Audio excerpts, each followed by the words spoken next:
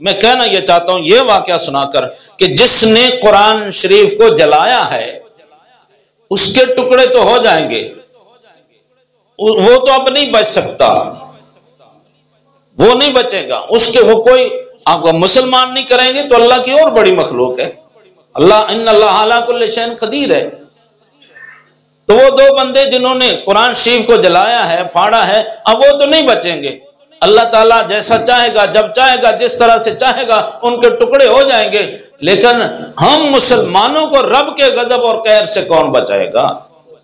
ہم جو ساری دنیا کے مسلمان 58 ملک ہیں، ہم جو خاموش بیٹھے ہیں، ہمیں کون بچائے گا؟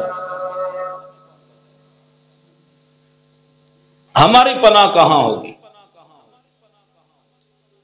آج ہم مذہبی لوگوں سے نفرت کا اظہار کرتے ہیں سوائے اس کے کہ جب ہماری مجبوری ہو تو تب ہم کسی مذہبی بندے کے پاس جاتے ہیں۔ آخری جملہ دینا چاہتا ہوں، جب رات کو ہم بچوں کو کہتے ہیں نا جلدی سو جاؤ تو ہم کیا کہتے ہیں؟ بچے جلدی سو جاؤ، صبح تم نے سکول جانا ہے۔ جلدی سو جاؤ میرے بچے، صبح جلدی اٹھ کے سکول جانا ہے۔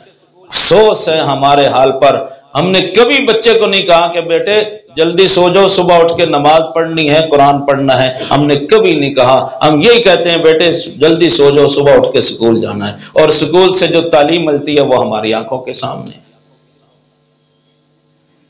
کیا ہم نے کبھی اپنی اولاد کو کروڑوں روپے دے کے اندرون و بیرون ملک سے ہم تعلیم دلواتے ہیں، جو رب نے کہا تھا کہ تمہاری تعلیم کے لیے میں نے یہ نسخہ نازل کیا ہے، کیا ہم نے یہ بھی کبھی اپنی اولاد کو پڑھایا؟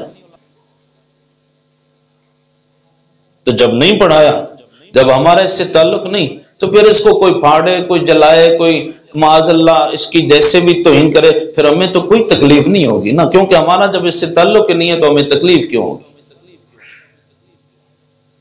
انداز بیاں اگرچہ اتنا حسین نہیں، شاید کہ اتر جائے تیرے دل میں میری بات۔